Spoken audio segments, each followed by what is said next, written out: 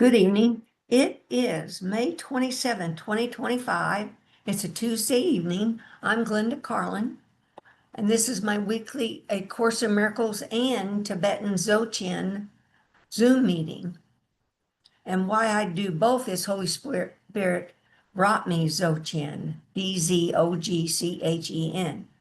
It's the highest teaching within, if you call it Buddhism, but within Tibet, came out of Tibet. And it's like A Course in Miracles in that both Jesus and Buddha teach we are this immortal spirit, this clear, vast, open essence, but it's obscured, veiled by our thoughts of separation and feelings, etc. And so that's, they fit together. But with Dzogchen truths, I'm able to understand the Course better. So it goes back and forth I go between the two. So welcome. We welcome in, of course, Holy Spirit, Jesus, Buddha, enlightened beings. They're always here, but I still acknowledge them and welcome them. Help those that are here with insights to save them time in their practice. And those that look at this YouTube video later have insights to help them save them time in their awakening and guide me what to do or say tonight. Thank you, thank you, thank you, thank you. Welcome, God Barbie. Welcome, God Ed. Welcome, God Leon. Welcome, God Angela. Welcome, God Dee and Lucas, little Lucas. I think he's two years old. Welcome, God Chaz. Welcome, God Susan. Welcome, God Terry. God Glenda. I sent out an email. It was pretty late last night. I had so much to word process, but the teaching tonight covers some words I did not know existed. And they came about because of experiences that I had this last week. And I would Google and search, and then I would learn that these experiences actually had names. But also, I want to say that David Balfour, that's in our daily Dzogchen meditation group out of LA, he led meditation, forget when it was, last Thursday or whenever it was. No, it could have been Tuesday. And he talked about Amrita, Amrita, and it's an oil or a nectar that's formed in the subtle body, but it can go to various places in the body, travel to various places. It traveled to my heart, which caused this flame to open within my heart, but I'm getting ahead of myself. But what I wanted to express is I would have known nothing about this nectar if he hadn't talked about it, because in my experience, I felt this substance start to come down my head, and I knew it wasn't water, because I felt water before, the sensation of water, and I felt light, because I feel light all the time. It wasn't light, it wasn't water, and then bingo, it came to me. It's this oil, this nectar. So see, it's synchronicity. That I'd kind of heard about on a Tuesday, but the rest of these things, I maybe had seen something before about a top knot on Buddha's head and a little steeple thing that comes out the top, but never in my wildest dreams did I ever think that I'd ever experience anything like these things. So the topic, the teaching topics was called a word, Ushnisha, Ushnisha. And I really don't know how to say these words, but that refers to the top knot on top of Buddha's head. And then there's a shaft or a little steeple or a spike comes off that. That's called an SORIN or a FINIAL. I've talked to you before about a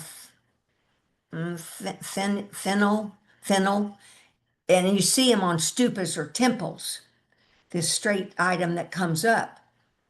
And then another word, I'm introducing some new words tonight, and that all goes into the Course in Miracles as well, is SRIVIDYA.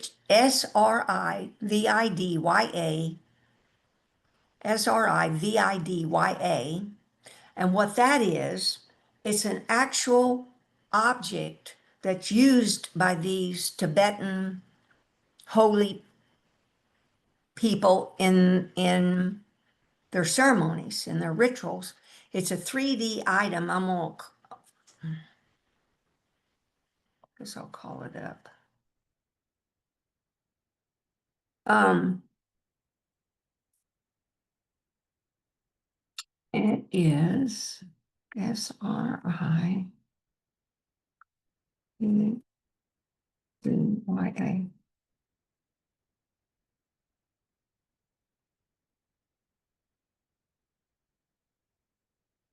I've got some emails, so this will all be kind of where I saved and sent these things to my email. And oh, look, this is what I want. This is what I want. Let's hope that this picture comes in. Oh, there it is. Here is the picture. Now I'll kind of get it here. What it is, it's got a round base, but if you this one's out of bronze. But if you look at it, those things hanging off the side, those are lotus petals. Then see how then there's layers. And then if you look up in it, there's triangles, there's circles. And what this is showing is the sacred geometry in our body. This is actually showing the sacred geometry in our body in 3D. Because see, if you look at the very top, that little top is the steeple. It's the little steeple that sticks up, and the very top of the steeple is the BINDU. That's the chakra that's at the back of your head, back lower part of your head. That chakra is where the life force comes in, the great ray, the yin and yang, the breath, and divine love. They all come in, join together in this chakra. But this thing is showing it sticking up. And then it feeds down into all the other parts of our bodies, this sacred geometry. And I forget, months ago, Makaba is where the two triangles merge that are yin and yang in the pelvic area. So I don't know all this geometry. I just know this is true. I never known that it had this kind of ritual. It's a ritual sacred object used in purification in ceremonies. Now, when it's in flat 2D, I put that in the email, although it didn't always come up. I'm hoping I might be able to find. I don't know if there's a flat one. What the flat one is, it's the normal one. You know how you see the monks go around the world and they take sand and they put sand in this circle and make all these little configurations, and it's flat. But in the middle of it is the BINDU, is that thing I just showed you, but it's flat.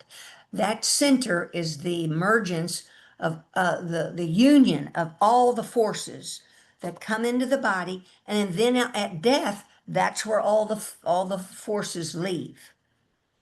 Anyway, BINDU. But anyway, now what I like about this is these things gave me visuals that I could look at and understand this physical body's more than just this skin. Because see, that's what dualism is, that your body and this skin. But inside this body is a whole nother subtle body of all this energy and light that's going on. All the chakras lined up, the central channels, etc. But anyway, my teaching was about this, the top knot is that little knot that formed on when you look at Buddha pictures. And sometimes I'd see that. Oh, hey, this guy's got it. See, it's this knot thing on top of his head, and see how it's got rows to it. Now, after this top knot formed on the top of my head, I went Googling about it, and they say that, oh, this is something, oh man, see, I didn't know what this stuff meant. They say that the top knot is sometimes formed due to the energies in the body causes the hair to turn different directions to make that top knot. Well, as this top knot was being formed on my head, what came to me, now I don't know if this is true, but what came to me was the crown chakra that's made up of 1,000 petals when it's open. That chakra, it was getting lifted to make all those rows. And it was do a row at a time. The base is wider and it tapered up. So the petals were making that. Then also I had to make a list of the experiences, which I'll go through. But another of the experiences that I felt, oh wait, let's go back. So the top knot, then there's this SORIN. It's a steeple or a straight piece that forms out of the top. And when it formed, more lotus petals went up in that straight shaft and would make a little ball of lotus petals. Then there'd be even space, another little ball of lotus petals, even space in the straight little spike, be another little ball of lotus petals. And I couldn't keep track if there was how many balls of lotus petals there were that were stacked up on this spike. But when I read, there could be as many as 5, and it represents the 5 wisdoms, the 5 wisdoms that we awaken to, etc. And then at the very top, in one of the experiences, flames shot out. I can't make this stuff up. It just happened. Flames shot up and would stay up there. And look, I got a statue here. You can't quite see it. It's a little red statue. But this stuff, I didn't, till I read about it, this stuff around this head are flames. You look at statues now, there's flames. But more than, let's turn it around. Oh my, I'm looking now. Look, here's the SORIN. It's a straight piece. I'm looking at the back of his head. It's hard to tell with this red, but here's this straight piece. Now, they don't do this stuff by mistake, these Tibetans. They're trying to show us all the transformation process that goes on as we learn these truths, whether it's in the Course or Dzogchen, apply them in our daily life. There's a transformation of this body where the subtle body chemically, I don't know, the elements get changed. And I'm going to read about this Amrita. Let's see, now I'm going to leave this. We get transformed from this ordinary body that we're a body to this spirit, embodiment of a spirit, and that spirit opens the heart. It's a flaming open heart. It opens these chakras where everything's open. Your head's open. And these, I'm going to go here to my email. Here, I'm going to read this. This blew my mind, okay? This is this Amrita. This is a liquid that forms within the body, a nectar. And this person who I'm going to read from, he's answering a question that somebody wrote him.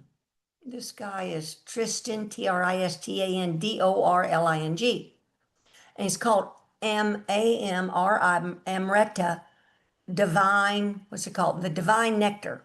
Here's the question. I kind of got to get going here. This person asked, I've started to feel a sweet liquid which trickles down the back of my throat, which seems to be connected to my spiritual practices. It tastes really amazing and is sweet but bitter at the same time. Do you know what it is? Now, see, my experience, I did not feel this nectar in my throat. I'm just going to read this to show I'm not making this stuff up. Now, when I read things about this, they have yoga postures for all of this, where you take your tongue and you go and turn your tongue, put it up at the back of your mouth, up on that soft palate. There are specific yoga exercises. These yogins, these people that are on the path, and by God, they're going to awaken.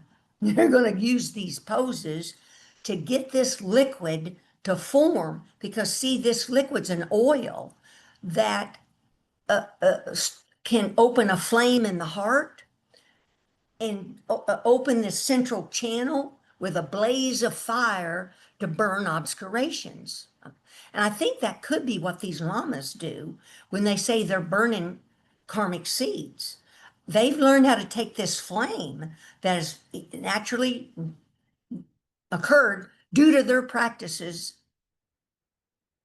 and focus that flame on people's karmic seeds within their unconscious mind. I don't, I'm just, because based on what happened to me, when that nectar went into my heart and the big blaze happened, man, that blaze went right on over to the central channel. Because see, we're breathing, the breath goes up and down there. And then it went with that oxygen and it blazed. It blazed. And then the central channel, that air with that blaze went all through the inside of my body. And it's burning obscurations. It's burning up these things, etc. But then I'll cover more what the whole thing happened. But I want to, this oil is significant, evidently. And this is his answer. This is a substance called Amrita. The word means nectar and also immortal in Sanskrit. It is a substance which is produced by the human body once the flow of Kundalini through the central channel becomes strong. See, I don't know all this. Remember when I talk about to you when I did that, stretching my mind, breathing in 10 directions, and then learning that's Dr. Sue Morter talking about breathing up and down the central channel. And when I breathe down the central channel, the root chakra opened, the floor of the pelvis opened, that chakra opened. That's where the Kundalini is. Over the years, that Kundalini, I have felt that snake-like thing uncoil and energy come up. But what I've learned is this is, for me, a process of different stages. So even though, that's why I say to y'all, even though we have these experiences, don't shut down and think we've made it, because there's always something else that can occur that can help you get these truths deeper and deeper, where you can rest. Where that's the key. We want to rest. We want to rest in this open, empty essence and just be. That's our spirit essence. That's where we want to rest, right? and doing these practices, we're able to rest there more often during the day, and it builds on itself so you can rest longer and longer and longer. But I want to read a little more about this fluid or nectar. Sexual fluids and essences are drawn up into the bladder through a process called natural VAJROLI. From here, prana, that means that light energy, from these essences rises up to the Manipura chakra. That's the solar plexus. That's right above the navel. The solar plexus is said to have the light of 1,000 suns. And in my email, I talk about that solar plexus. When after that flame in my heart, a bunch of things got opened up, but the solar plexus got opened up where I would feel I call it a sun ball, S-U-N ball of energy. It was going up and down the channel. But anyway, it's saying here that energy from the solar plexus chakra mixes with other pranas that are there. This is the reason the solar plexus chakra, or Manipura, is sometimes called the cauldron in other traditions. A substance called soma is produced as a result of this mixing of the pranas and thus is drawn up through the body into the head. Soma is also an etheric substance, meaning non-physical. See, that one guy felt something come down the back of his throat. He could taste it. Now, it could be still etheric, but I don't know.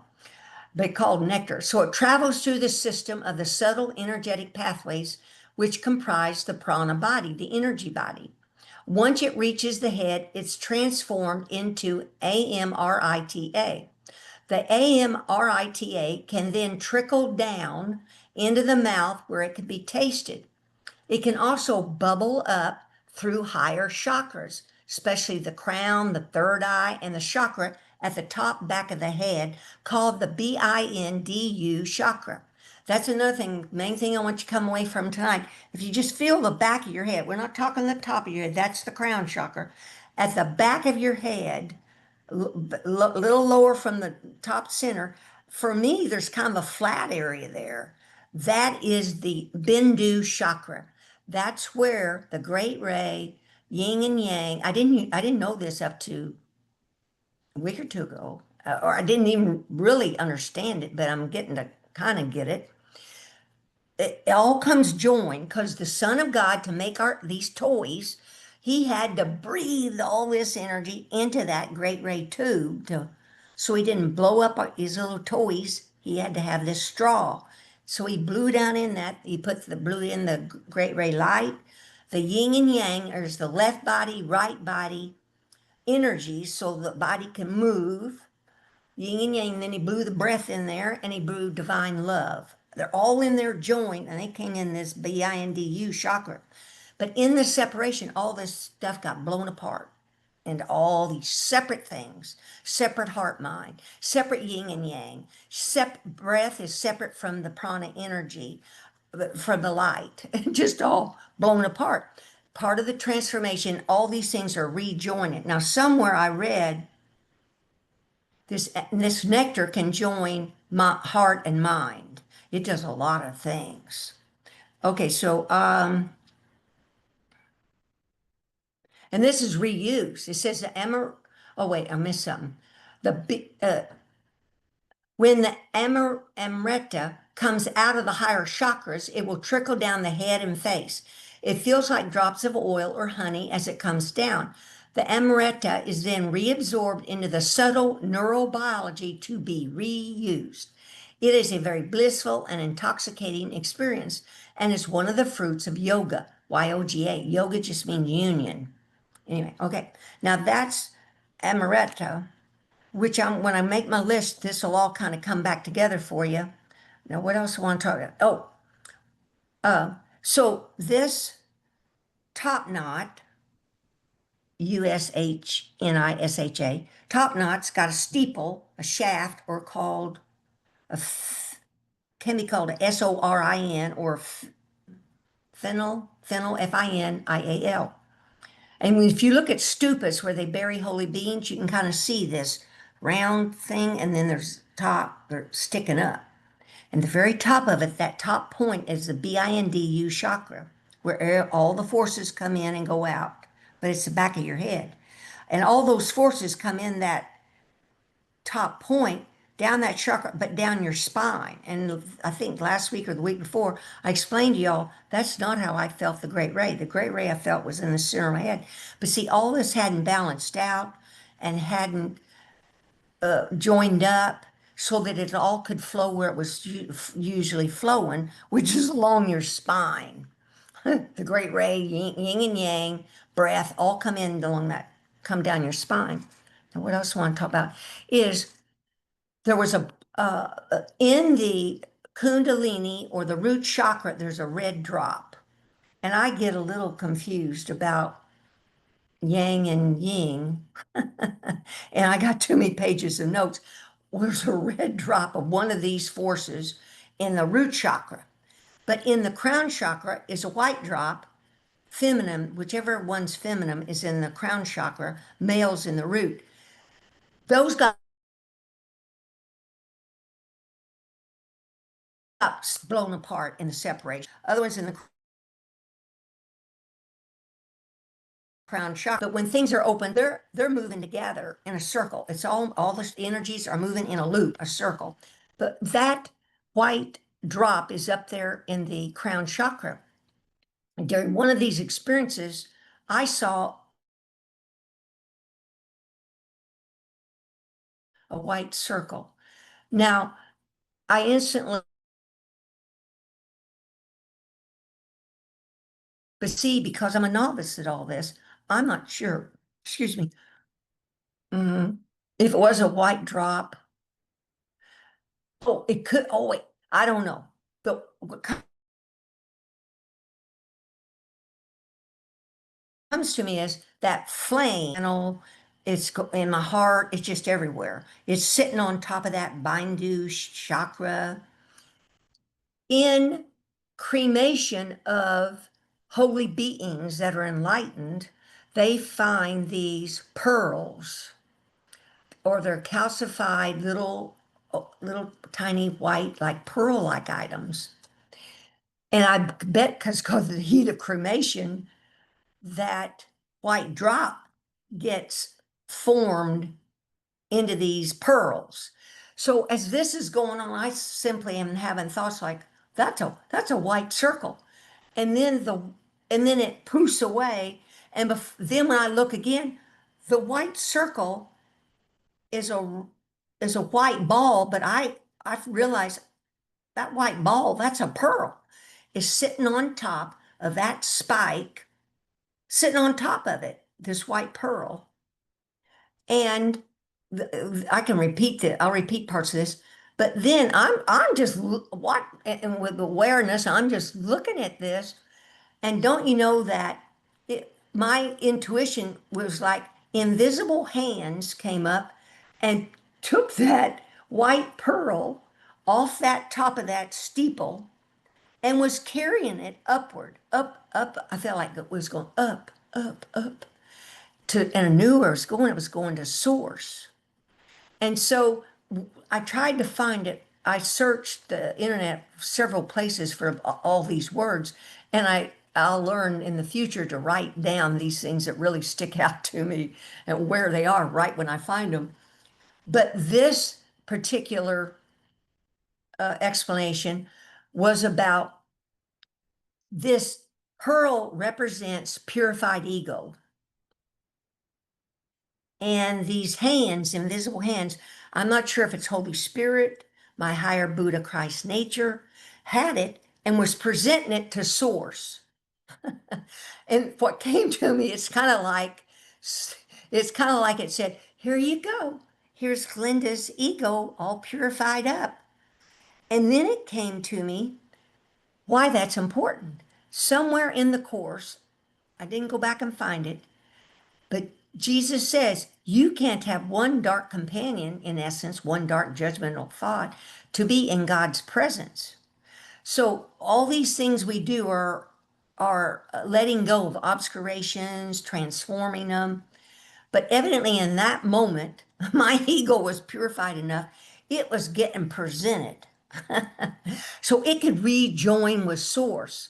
But nothing magical happened, like a big swoosh or a big ball of fireworks go off. Nothing happened.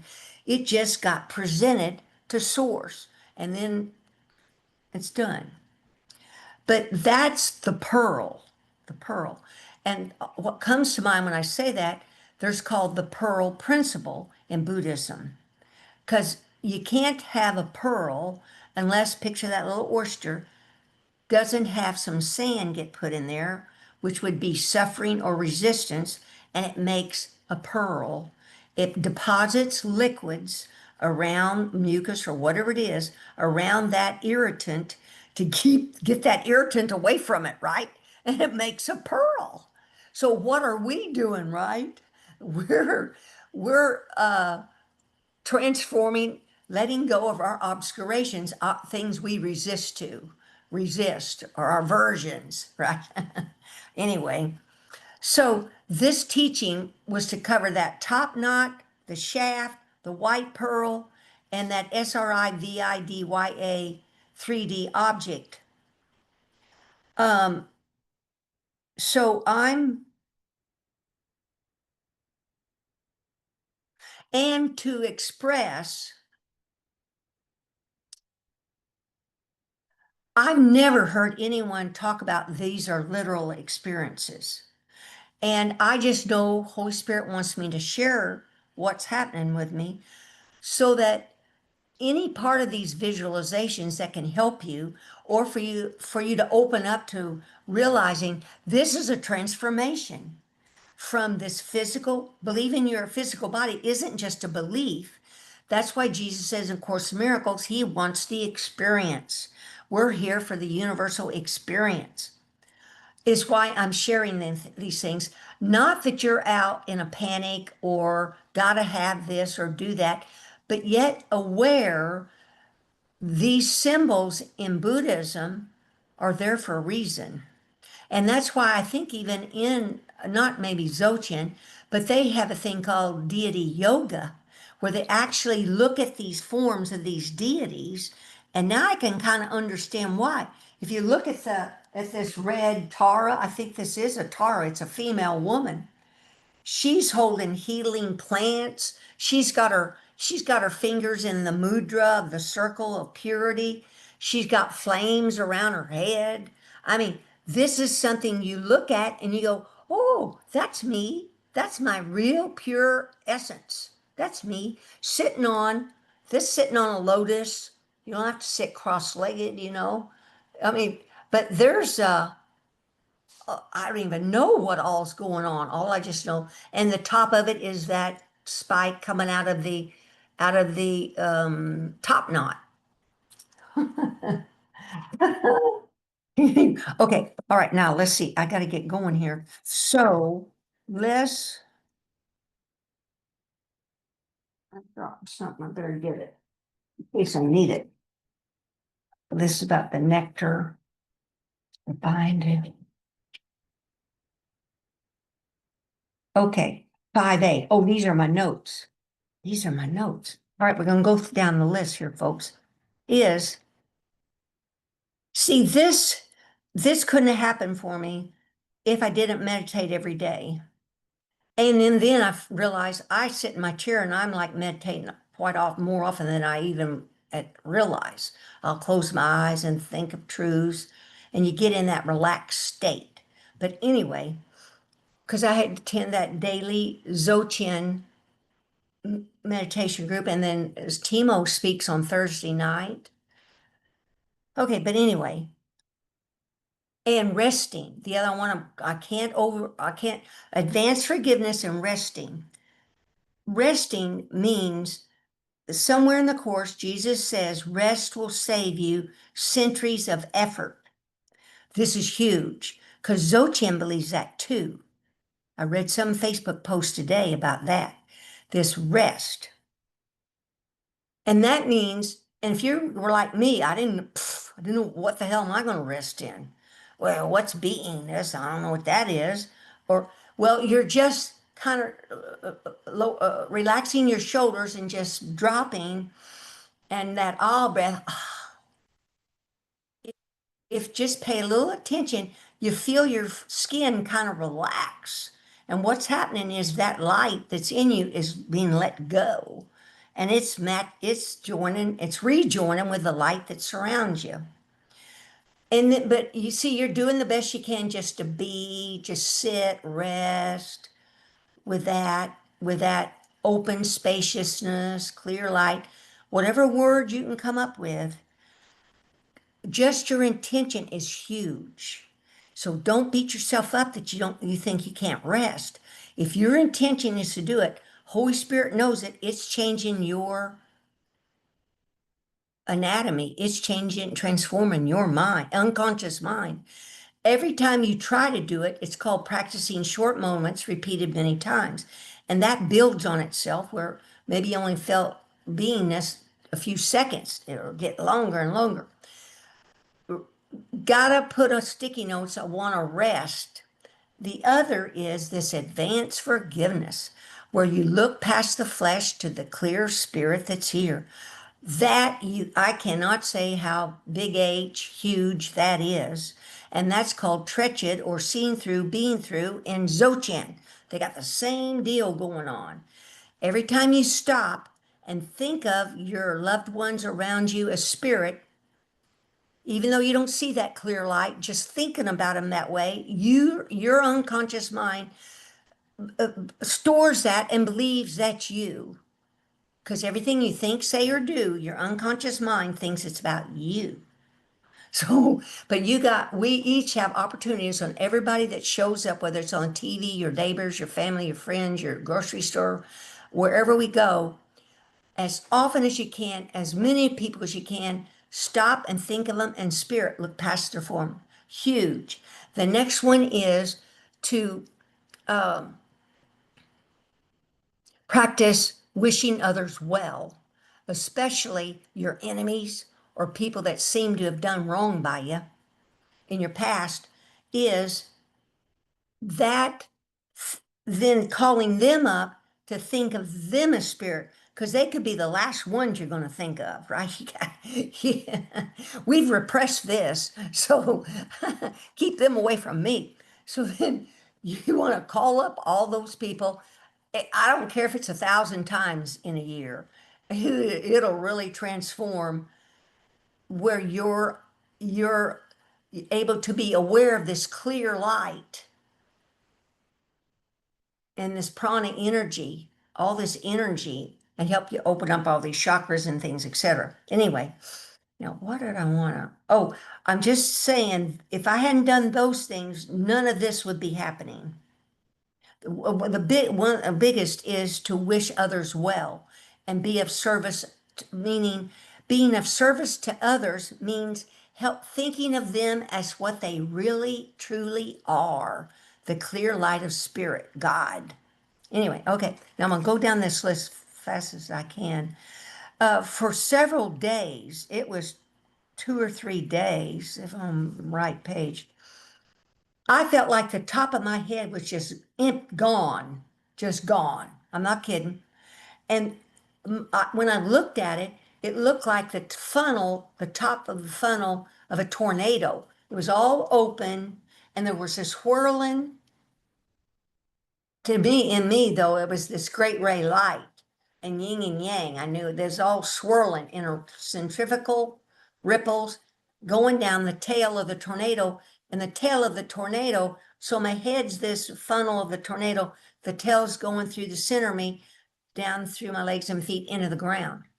All that energy is coming down your form. That's how I felt for a couple of days. And then 521, I was during a sound healing with that Timo. That red drop from the root chakra came up the central channel, went up to my crown chakra, joined with that white drop. Then it moved down the central channel, then moved back up. And when it got back up here to this head, that's when I felt the oil. Now, at first, I've gotten kind of used to this energy dropping or waves of light energy falling. But when this started, this substance was coming down my head. I looked at it, it wasn't water and it wasn't light. And then bingo, it came to me, it was that oil that David had talked about. And so I just watched it, that oil came down. It was seemed to be outside, but then it went inside my heart. So it was inside my body. And when it hit the heart just blazed open with a flame. And the flame, I'm going to read here, that flame went to the central channel, and then with that energy, it just burst out and went all through my whole body. Then the flame, that actual flame from my heart flame, went up the central channel to my crown chakra and went above to the great ray out into vast space. And then there's the tight spiraling of that great ray. And when that happens to me, what it's doing, it's making the light particles real minuscule, but it's also distributing them. It's making an even distribution of stuff. But then this really weird thing happened. So the flame comes back down. And after that spiraling tight deal, I looked, inside me, this is pretty weird for me to be able to say things like this to you, but I just go look inside and I see the side, the left and right side of my body are collapsing. And I know what they're going to do. They're going to come to this central channel because over the years, I've let go of ego and that ego has collapsed. And I've talked to you all about it in various ways. Well, here's just another way. Holy Spirit's working the transformation, bringing the sides of my body into the center channel in a thin line, And I'm not kidding. I'm just watching. And the line collapses into a ball at my feet, and then the ball disappears. Okay, then the heart flame comes back down my body, blah. Boy, that heart flame, it's got a lot of work to do with me. It's got a lot of obscurations and judgments from this lifetime that I've done. My knee-jerk judgments. I'm a slow learner. It's got a lot to clean up. Okay, so the flame, that baby goes down. Okay, I'm on 2A here. Oh, and then evidently, then I'm just hitting the high spots. My email's got this in detail. And thank you, Holy Spirit, for helping me make notes. As soon as these things are going on, I'll ask Holy Spirit, help me remember this so I can share this. And then when I start writing after it's over, it's kind of like recording a dream. You start pulling on the thread, then things show up. But anyway, I'm gonna speed this up.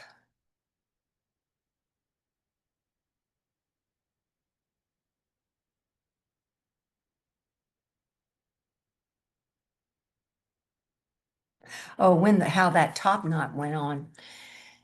Again, this great ray light energy became like a large mass of energy that went up and down my central channel.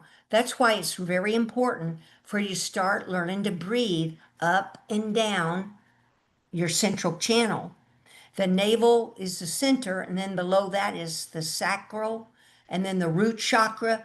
Then your feet is another chakra into the ground. Then above the navel are the holy chakras. The other ones are the earth plane chakras, is the solar plexus, heart, throat, third eye, crown. You're breathing up and then above your head to the vast space and then breathing down. Because see what's happening, you're opening this channel. This is a big deal because that's your prana energy and that will help you open your great ray, etc. I don't, Holy Spirit will guide you, but these transformations really started once I decided I was going to stretch my mind, and it came to me to stretch it in 10 directions. And in that 10 directions, I would go up and down, and from here down. And then from here, I would mean up to vast space through this earth and solar system. Holy Spirit really worked with me, and Dr. Sue Morter just affirmed it. I was just doing what Holy Spirit was showing me to do, but she has a whole practice of it that works. But anyway, this mass got to the solar plexus, and that's right above the navel. It's a sun, a ball of sun. The ball of sun, a ball of this brilliant sunlight, went up and down my channel, and then it started looping. It started looping from a get to the top. It would come down. It would come down the whole central channel, the root and feet and into the earth and circle. Just a bit constant loop. What happens with your practice, you take it in parts, and then once in a while, this thing will loop with you. You'll naturally take off. Anyway, that looping, when I felt it, the energy was inside and it was pushing. I'm not kidding you. I felt it pushing on the top of my head. I wrote it in my email, wrote it in my notes. It was pushing and it was push. I thought, what is it doing? Well, it's opening the crown chakra. And when I read somebody's description about all this, that's what they were talking about. The prana energies are pushing to open the crown chakra. And then what happens in the petals of the crown chakra make the knot, the top knot that's on top of the Buddha head.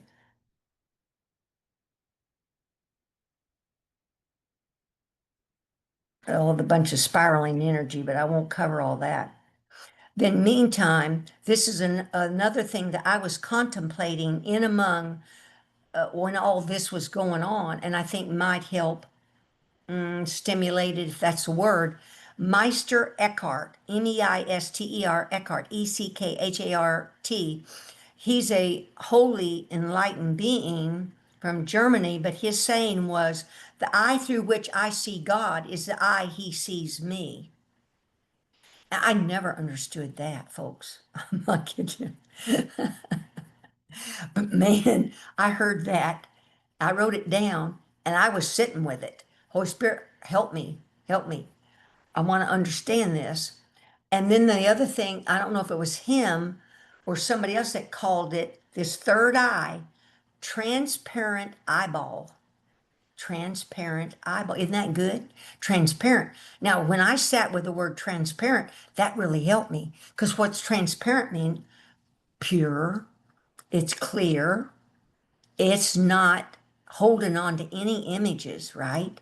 It's clear and pure. So that's clear, pure spirit. So then I'd picture this third eye was a transparent eyeball. So that means any images out there, what are they going to do? They're just going to go through it. It's transparent. It's not stopping it. It's not solid. It's transparent. So the eye from which I see God, he sees me. This one eyeball, there's only, we each have to come to this understanding God is everywhere or he's nowhere. Because this is why we got the delusion, this dreamlike condition. But there's only one eye. These are the eyes of dualism, the two eyes of dualism. So picture you got the third eye. It's transparent and it's a God eye. That's all there is. Your God, it's God. That's hard to accept, and that's lesson 183, I think it is. Call yourself by your real name, God. So this picture, God's looking out, that's you. God's looking in, that's you. There's only God. Well, anyway, I sat with that, and that made it easier when I was practicing advanced forgiveness on the actors or politicians, or on Memorial Day. I saw this segment for a memorial service they were doing on PBS, and I clicked on it, and don't you know, it's in my email. They were doing it about that island, and I can't say Iwo Jima. It In that battle, the Marines lost the most soldiers they have ever lost in any battle. In 36 days, over 24,000 US soldiers were lost, died, 22,000 Japanese. They were doing a memorial service, Memorial Day, where they're honoring the veterans. Oh man, I knew there's no accident. So I leaned back, I sat with that transparent eyeball and the flamed opened heart, right? The heart's open, it's open. And just all you got to do is just say, bring in all those soldiers that died and all their families that are suffering, have suffered, and maybe some of their loved ones still are suffering and feel vengeance and hate and all those things that happen due to all this stuff of war. Just hold them in your heart. But then with that clear eyeball, you can see through all those 44 soldiers and you can let them go. You can give them relief. You can touch them with the clear light of God. And that clear light of God has a high vibration and touches them even in their other incarnations, etc. But anyway, that happened. Then Saturday, May 24th, Nathan was leading the meditation. And that's when a mass ascended from the solar plexus to the top of the head. And see, it made a top knot a second time. These things repeat. Some of them repeat, some don't. I don't know. Made the top knot again. But then that's the time, Saturday, May 24th, it made this shaft that came straight up out of the top knot. And then took more lotus flowers and made those little balls, lotus balls, evenly spaced up that spike. And then the energy went out of the top of that spike or shaft, went up, up, up, up. And when it's wanting to go up, you let it all go up because it's stretching you. It's stretching your limit of what you thought you are and stretching you to this vastness that's here now. But anyway, and so the energy goes way up, then it comes down, and by golly, it goes back to my heart. And there's another flame going on into the central channel. And then the flame goes up the top knot, the finial, and then the flame rests on top of the shaft. Then I felt, oh, this is so cool. I felt an electrical surge at the base of the skull and the spine. Now, see, that's the great ray and yin and yang and a breath is all coming in there. And that's when I felt a drop, that oil. A drop of oil got formed from the energy at the base of the skull and the spine.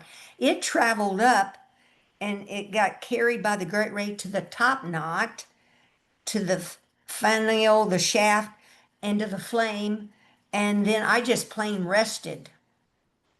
And I forget when, then let's go on down in here back. There's more, all kinds of light stuff going on. And then that's when I saw the white circle and the circle became that pearl because that flame was around up in that region and it solidified that white circle into a pearl on top of there.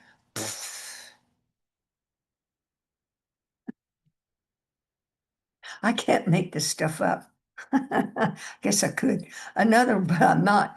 There's another name for this pearl. It's called HOJU, and it means a sacred object because it doesn't have to be a pearl. It can be a jewel, but it's usually a bulb-shaped object.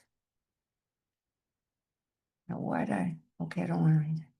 And then here is I wanted to show you a picture of let's see if I can find it, of the shaft. I think you all can picture that, but see, that also could be the great ray, even though it shows up around coming in the back of the head, the great ray is massive, so it could be probably is sending light down that shaft as well. Because I felt the great ray came in the top center of my head for years. So to me, that shaft is also representing the great ray light from source that's coming in your form. Let's see if I can find Sarara. No.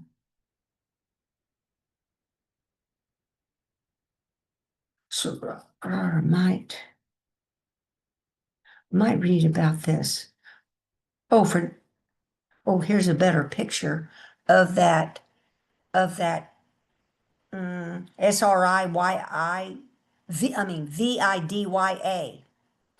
It's that little teeny tiny point at the top is the last where all the forces come in, but these are all the layers of the lotus petals, the circles, the triangles. Let's see what it says here. Represents the cosmos and the journey of the individual soul towards ultimate realization. It consists of interlocking triangles, circles, and lotus petals, all converging towards a singular point at the center, the BINDU. That's that chakra, the back of the head. The bindu, I'm not sure how to say it, is its essence, the focal point where all dualities dissolve into unity.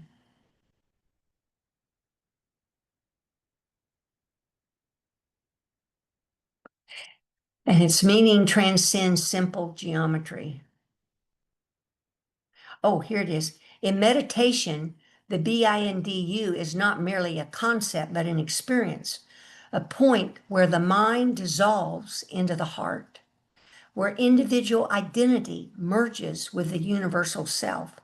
It is often said that one must surrender everything, attachments, desires, even the sense of self, to reach the BINDU.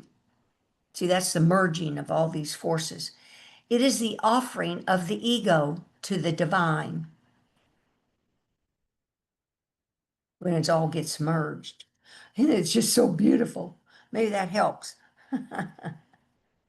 Every triangle, every layer, every petal of the yantra exists to lead the seeker to this final inescapable truth. There's only one, this one merged force. I might be, I might be done.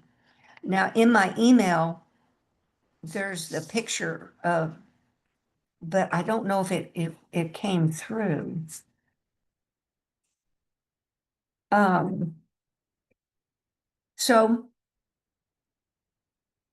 oh, I just saw. So another, uh, uh, what you can get these glimpses of this open space, your clear light nature, this vast spaciousness that is your true nature, but it's also a radiant, luminous, um, creative force that creates all these images, makes all these images. But it's full of colors of the light as well. At the health center I go to, they have a hydro massage bed. And I put it in the email. So you lay on your back and there's hot water that rolls through and it massages your back. But above it, it's got some recessed lights. So I'm always looking around. Sometimes I see these, I see these oval colored ovals. The center will be a color and there'll be a color around the perimeter. And I know it's an enlightened being, orbs or whatever. But anyway, I was looking around and I looked at those recessed lights, and this light formed two shafts of light. They were about each 5 feet long, about a foot wide. And I was looking at these lights, these light shafts, they had horizontal lines in them, evenly spaced, and the lines were different colors. I'm not kidding. I'm going, what? And I'm looking there. There's a light red, blue, light green, yellow. I could even tell there seemed to be lavender versus purple. I'm not real good at that. But I went, whoa, I think those are the colors of the rainbow. Because see now what's happens with us, instead of these two eyes where we're focused on just seeing what something looks like in duality, in non-duality, we're the colors of the rainbow. You actually have a rainbow body. All these chakras have different colors, and you picture the chakra from like your forehead, forget what color that is, purple, just a horizontal shaft of light goes out that color. Then your third eye's got one, then your throat, your heart. And it's a vertical stack of horizontal colors of light.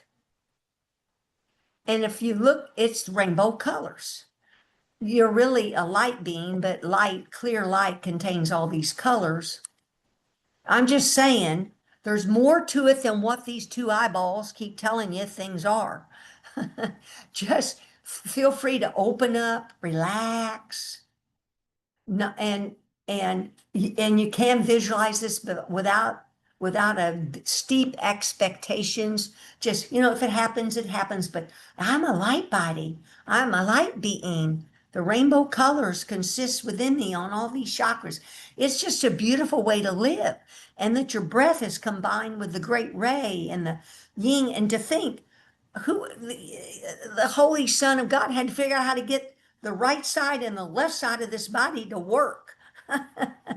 So he did a force for each side and joined them. And when they're joined, they spiral together around the great ray in union. When they're not in union, they're separate and they're like at odds with each other and, not synchronized might be the word. But anyway, our forms are quite masterful inventions that we learn that are part of the illusion, part of the playground, part of the Garden of Eden, where the Son of God wanted to experience change. Because in the absolute, there was no change. He got bored. He wanted some play toys. So he could play with forms, see what it felt like to be confined within a form. So part of the awakening process is to be inside, get back inside your body, not resist it, not feel your feelings. I'm not talking about wallowing around with them, but feel your feelings. Ask Holy Spirit to help you let go of them. And if they involve a person or event, you might need to journal their name and sit with that and think of them as spirit or God more than once. Because this is a whole letting go of, we fell asleep to think we're a body. When you're awakening to just hear, just see, just think, just taste, just feel, these sense gates in your head just be open and things are flowing back and forth through them without us automatically labeling things good or bad. But what we do in awakening, we catch ourselves when we're labeling good or bad and choose again. Of course, you don't want to walk out in front of a car. You just put the ego in the back seat while you're navigating and remembering what you are. But when you're like part of this awakening for me is to recognize this spirit. I felt my spirit light was coming through my cheek. I felt it coming through my chin. I felt, how you kind of lightly feel energy leave or your heartbeat or your breath, and think about the Son of God animated my form. God animated my form. That breath is God's breath. That energy is God's energy. Back inside the body about this miraculous invention, but you are that spirit back in the Garden of Eden, just experiencing what it is to be like inside this form.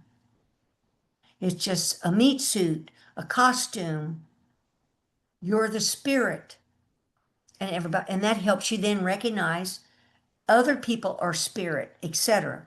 But we embody this light, this love energy. That's why Dzogchen is called the natural great perfection. Natural body, natural heart, mind, natural breath and energy. Your Christ Buddha spirit embodies this body. We've no longer denying it, left it by, calling it bad. You're the reason I'm stuck in hell. How dare you think these thoughts that blah, blah, blah, because we blaming something for all these things, right? Well, it's my choices. Now you've awakened, you've got choices. You got a choice. See the flesh or see this clear light spirit, or make different choices in your life during the day. Each choice determines, the rest of the day, so to speak. Anyway, oh, thank you, Holy Spirit, or thank you, Son of God, for creating these bodies and creating A Course of Miracles and Dzogchen to help us wake up from this delusion that we are the body, even though it's a miraculous invention. Don't put it in harm's way. Take care of it. Okay, I'm going to open the floor to questions or comments about this. Was a pretty far out discussion, even for me. But it's transmutation, transformation, and ascension. You're ascending this vertical central channel. Your attention on that central channel is bringing your attention vertical from being horizontal, living on this earth plane, believing all this earth plane stuff, to vertically ascending. And you're sending your attention up through your mind, past the sky, past the universe, to the vast space of source. You're extending vertically, and then into the ground, into the earth, the universe, out into vast space. Your mind is greater than all the universes that are there, because it's God mind. Your mind is God mind that created all this and holds it coming, and everything's coming and going in that God mind. That's why we learn to let thoughts and feelings come and go, and learn to be and rest. Anyway, all right. Thoughts or comments. People love to hear thoughts or comments or questions when they listen to the videos. Anyone? And just kind of looking around. There's Angela. Yes, sweetie. Hi, Glenda. Great to be here. So my question to you would be, with the work that you do, and so appreciated, of how you speak about your visual meditation. Can I ask you, when you go outside and then you are in the outer world, how are you remaining, would you say doing the Course in Miracles and exercising your mind and spirit has helped you even when you're outside, let's just say at the grocery store? Do you continue to do the work to keep you, um, you know, in a disciplined mind, relaxed, and if you know, it's that, but give me your thoughts on that. Well, it's a mixture. It's a mixture in that sometimes I'm more tuned in or awake than other times, where I'll give you an example. And I shared it last week, but with your mama's passing, you may not have watched this video yet, and it's harder to do with family members to stay centered in the light. But so I had a family member that we were discussing him. He was buying new eyeglasses, but we had the same health insurance program. And I had gotten eyeglasses, so I had a take on it, and he had a take, but his take is more current, and he had very detailed things he had been through, and he was covering them all. And I'm standing there, and see what happens with this work. We become aware of what we're thinking. My mind was thinking, judging him for making all these. I didn't need to know all that stuff, right? And it was the ego mind was commenting on this. And I felt that's why we want to feel our feelings, become aware of how you feel. Boy, when I felt a little nervous, and that tells me everything. So then I kind of forgot, maybe I felt nervous first because thoughts come first and then the feeling. So I got the feeling, I realized, oh, what I was thinking, I was judging.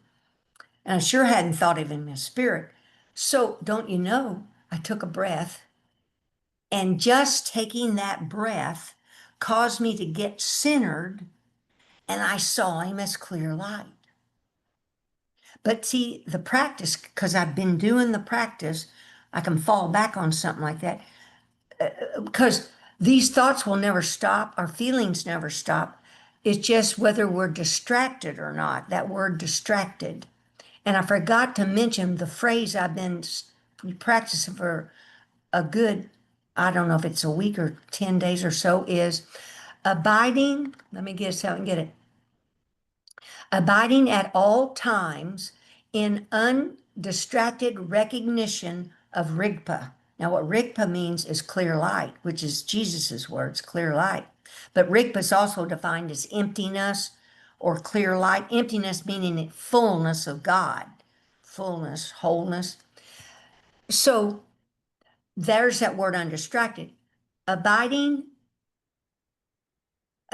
in at all, abiding in at all times, abiding in at all times in undistracted recognition. So recognition, I recognize my feelings then I could then recognize I wasn't in Rigpa. Because see, you get some words that mean a lot to you. Rigpa means a lot to me, so I go, oh, I'm not in Rigpa.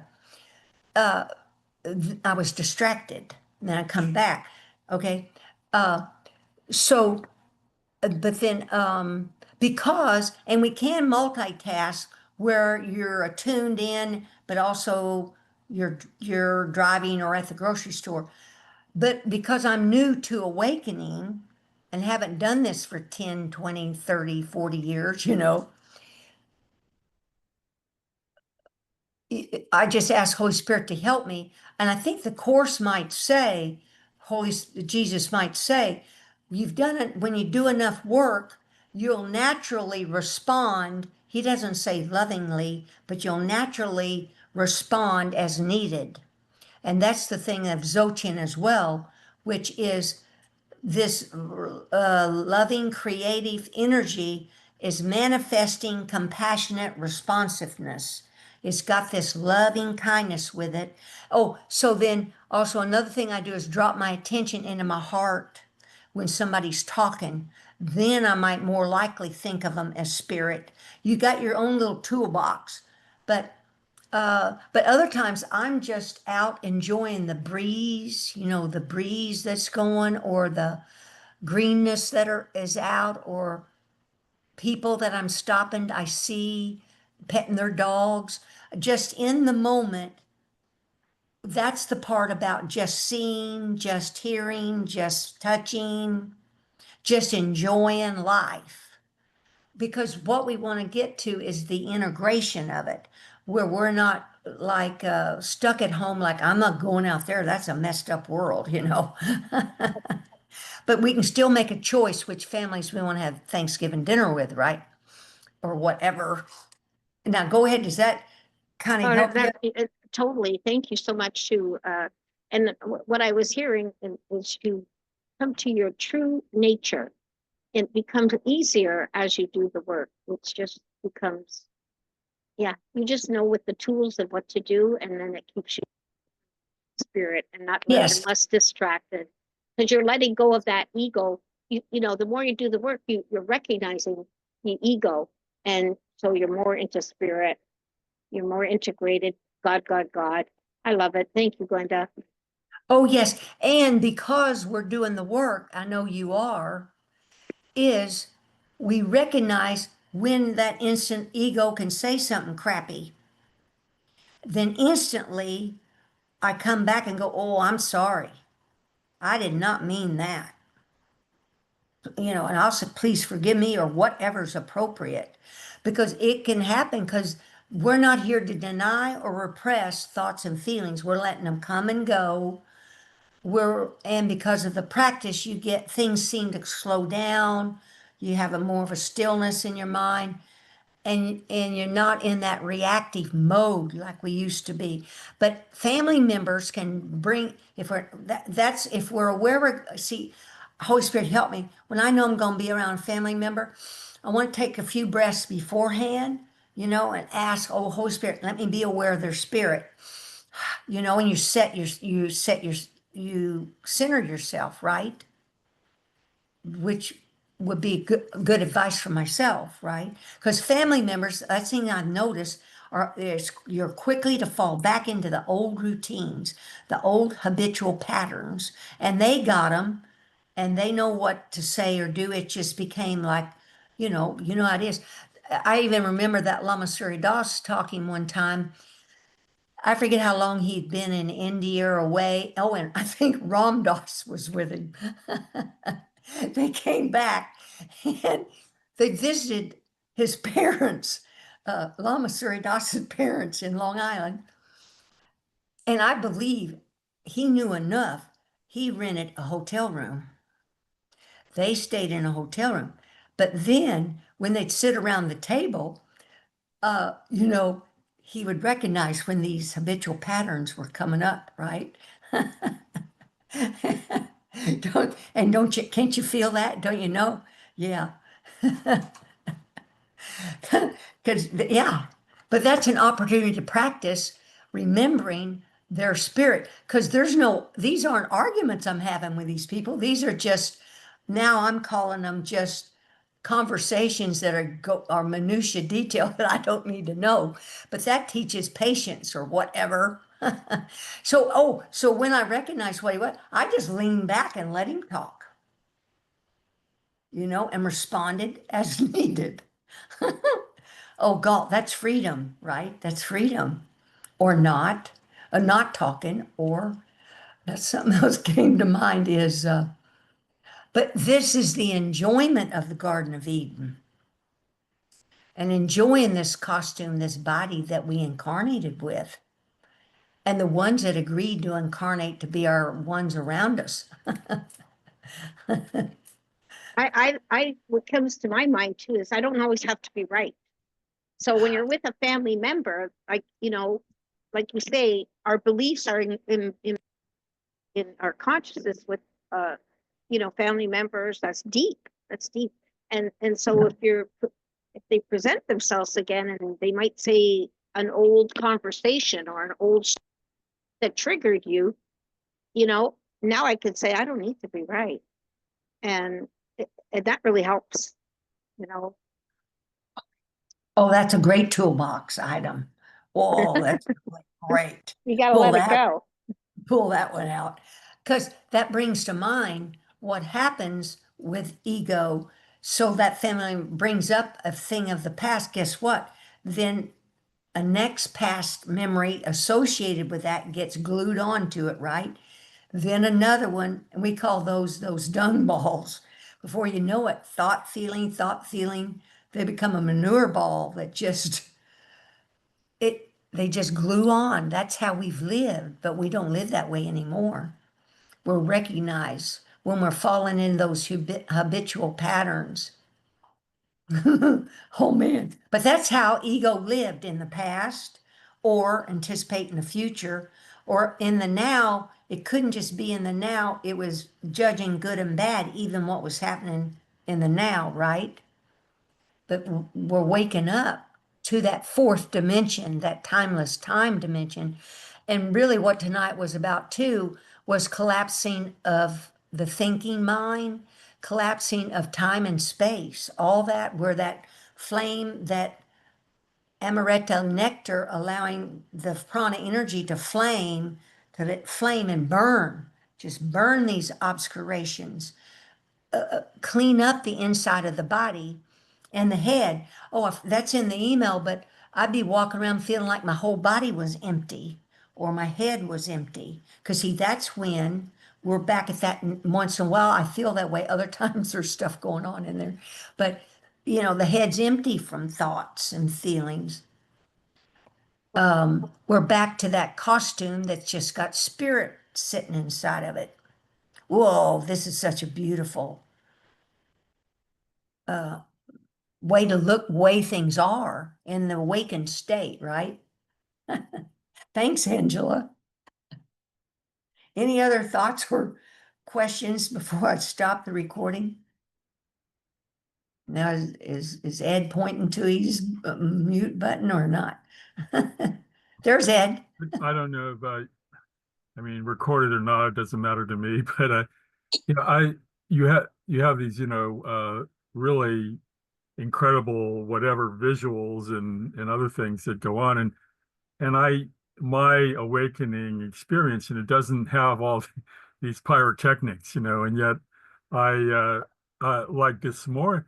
I mean, I've had some really, to me, really significant insights lately, and it's to use words, just so inadequate, but and it's a matter of grokking something beyond intellect or concept, which is like, for example, samsara is nirvana. Well, I had the form is emptiness kind of hit some weeks ago, but Hi, Debbie. but then much more recently, that the famous saying, form is emptiness, emptiness is form. No, not that. I mean, nirvana is samsara, samsara is nirvana. And I mean, it was so significant, just that a taste of that I was commenting. You may have heard me say that if I never achieve, it's not an achievement, it's more an allowing. If I never achieve anything else in this life, I'll feel my life had purpose, just to see that nirvana is samsara, beyond, an intellectual, oh, I read it in a book, sounds cool. Not, no.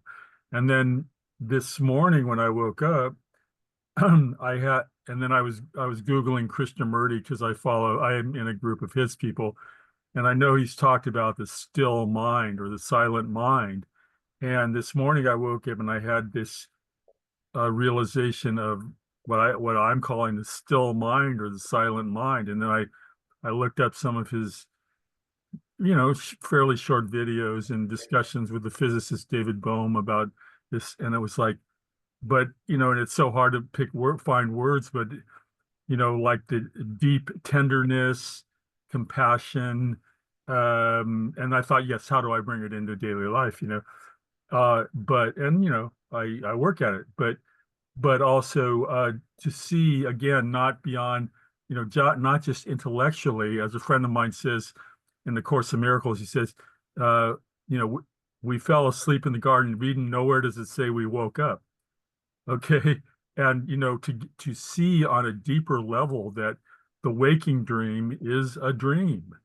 And, the sleeping dream is a dream. The waking dream is, and again, not just, I'm fond of saying, oh, it's a dream, but to get it on a deeper level, it's like, and then there's a certain, well, freedom with seeing that, oh, there's this dream that I was taking to be reality, and then I was reading in the Course, some just great chapters, juxtaposing, the real world and beyond with, the egoic world and,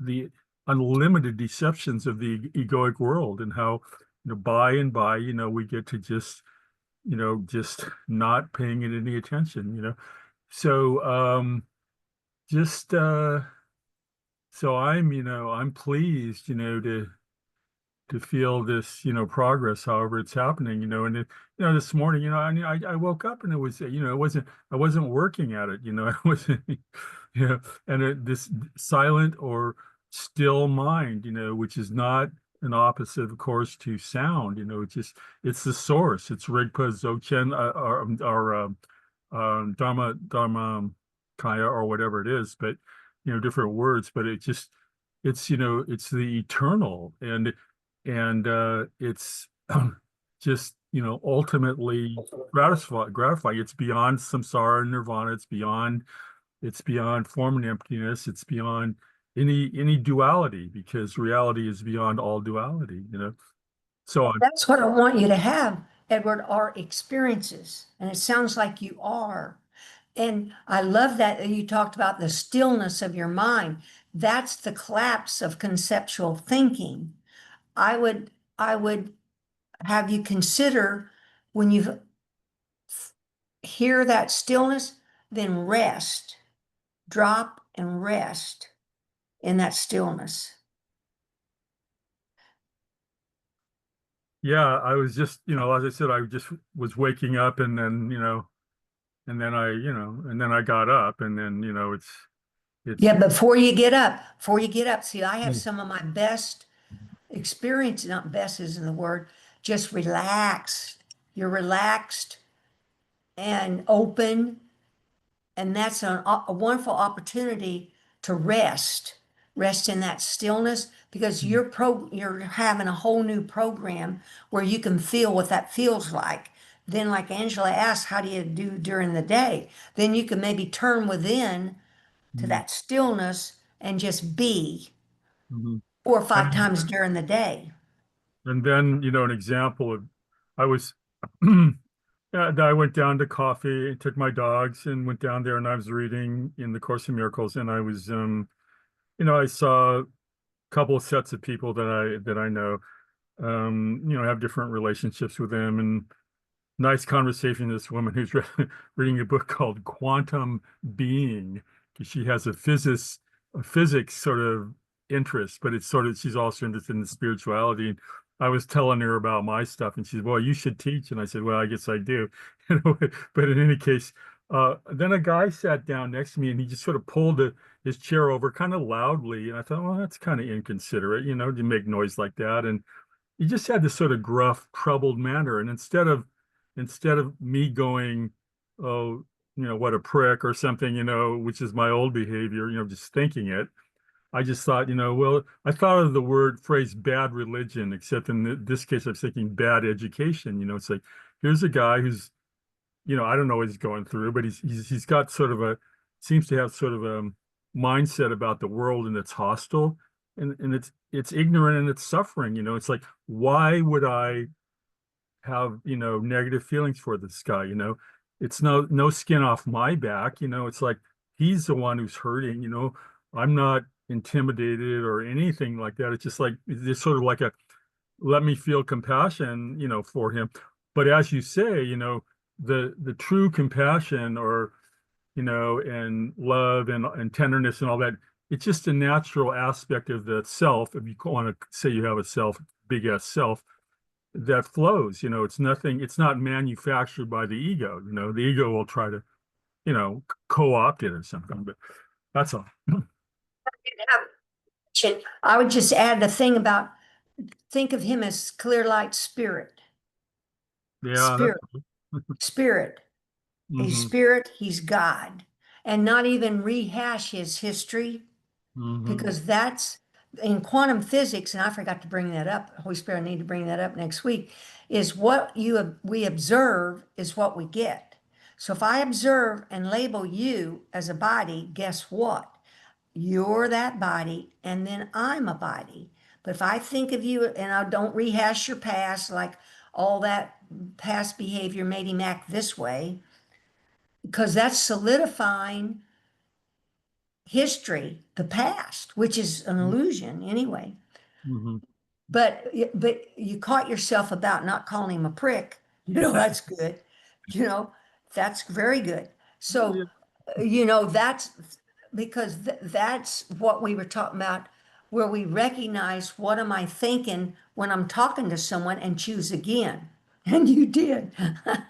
Well, now this is recording and it's going a little long, so Okay. now stay put and we'll keep talking after, but I'm going to stop the recording. I'm going to thank everybody for coming in tonight. It is so beautiful. God Barbie, God Ed, God Angela, God Leon, God Julia, God Chaz, God Debbie, God Terry.